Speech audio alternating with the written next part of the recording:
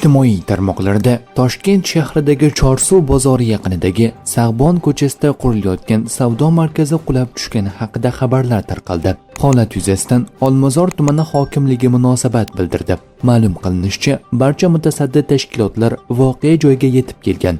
O'rganish davomida bino qulamagani, apalovkalar o'rnatishda texnik xatoliklarga yo'l qo'yilgani sababli beton olish jarayonida apalovkalar tushib ketgani, yon atrofdagi fuqarolarga va ishchilarga hech qanday zarar yetmagani aniqlangan. Mutasaddi tashkilotlar tomonidan qurilish normalariga rioya etilgan va etilmagani bo'yicha tegishli xulosalar beriladi deyiladi hokimlik munosabatida.